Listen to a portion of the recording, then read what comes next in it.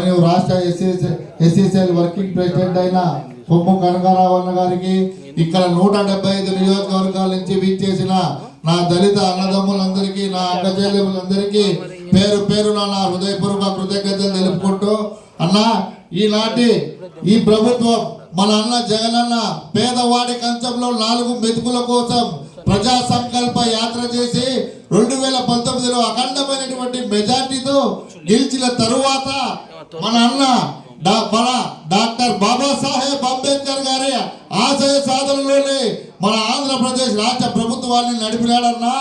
దానికి నేను ఒక ఉదాహరణ చెప్తానా ఉన్నా. డాక్టర్ బిఆర్ అంబేద్కర్ గారు స్వతంత్ర పార్టీ పెట్టినప్పుడు, షెడ్యూల్ క్యాస్ట్ ఫెడరేషన్ పార్టీ పెట్టినప్పుడు ఆయన అన్ని పార్టీల గురించి ఈ విధంగా చెప్పినాడన్నా. అన్ని పార్టీలు అన్ని ఉచితంగా ఇస్తాయి, కానీ ఉచిత విద్య, ఉచిత వైద్యం, సామాజిక న్యాయం ఈ 3 కూడా ఏ పార్టీలు ఇవ్వరు. ఎందుకంటే ఆ ఓటరు ప్రశ్నిస్తాడన్న భయం ఆ పార్టీలకు ఉంటుందని చెప్పినాడన్నా.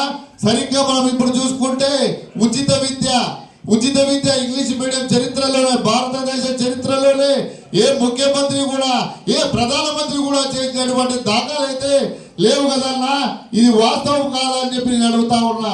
డిజిటల్ క్లాస్ రూమ్లు మరియు నాడు నేడు ద్వారా స్కూల్ డెవలప్మెంట్లు, మరి అదే విధంగా ఉచిత వైద్యం, ఆరోగ్యశ్రీ కార్డు చూస్తేనే డాక్టర్లు వచ్చి వైద్యం చేస్తున్నారు. కానీ ఈ కూటమి ప్రభుత్వంలో ఆరోగ్యశ్రీ కార్డు కాదు కదా, ప్రైవేట్ కార్డు పెట్టినా కూడా చూడలేని వైద్యానికి పేద ప్రజలు కరువైనారన్నా.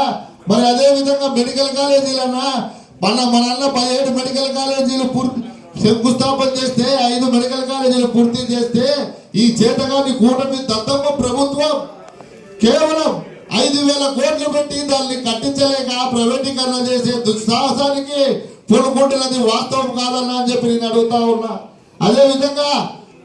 అదేవిధంగా ఒక గూగుల్ సంస్థకు ఈ కూటమి ప్రభుత్వము, ఈ పెద్ద చంద్రబాబు నాయుడు గారు 22,000 కోట్ల రాయితీలు ఇచ్చినాడు కదన్నా. మరి మెడికల్ కాలేజీలకు కట్టించడానికి 5,000 కోట్లు ఇవ్వలేకపోయినాడు అని చెప్పి ఈ సందర్భంగా అడుగుతా ఉన్నా. మరి సామాజిక న్యాయం ప్రతి ఒక్క ఎస్సీ కూడా రాజకీయ వ్యవస్థలో ముందుకు పోవాలని చెప్పేసి సర్పంచ్లైతేమి, ఉప సర్పంచ్లైతేనేమి, ఎమ్మెల్యేలైతేనేమి, ఎంపీలైతేనేమి, నామినేటెడ్ పదవులు అయితేనేమి అందరికీ ముందు పంపించాడన్నా. నన్ను జనసేన కార్యకర్త అడిగినాడన్నా, మా కూటమి ప్రభుత్వం ఆహా ఓహో అన్నాడన్నా.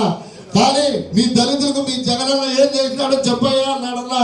నేను చెప్పినానన్నా, మా దళితులకు అమ్మఒడి ఇచ్చినాడన్నా, మరియు మా ఉండడానికి ఇళ్ల స్థలం ఇచ్చినాడన్నా, ఆ ఇల్లు కట్టుకోవడానికి లోన్ ఇచ్చినాడన్నా. మాకేదో మా అక్క చెల్లెలకో పెళ్లి చేయడానికో, మా తాతలకు ఎవరికైనా బాగలేకపోతే ఆ స్థలం అవ్వడానికి రిజిస్ట్రేషన్ పత్రాలు కూడా మా అన్నిచ్చినాడన్నా. అవి మీ కంటికి కనపడం వలన మీరు తీసుకున్నా కూడా బయటికి చెప్పలేరన్నా. ఎందుకంటే మీరు నార దొక్కినారు కాబట్టి కదన్నా అని చెప్పినానన్నా. మరి అదే మాదిరిగా నా చివరిగా ఒక మాట అన్నా,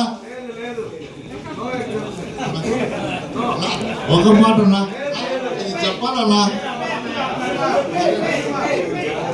అన్నా అందరికీ ధన్యవాదములన్నా. ఒక మహత్కరమైన మాట చెప్పాలన్నా. జనసేన కార్యకర్తగా నేను చెప్పినానన్నా, 2029లో మా అన్న గెలిస్తే అమెరికాకు స్టాచ్యూ ఆఫ్ లిబర్టీ ఉన్నట్లు మా ఆంధ్రప్రదేశ్ రాష్ట్రానికి డాక్టర్ బిఆర్ అంబేద్కర్ గారి శిల్పం ఉంటుందని చెప్పి సవాల్ చేస్తూ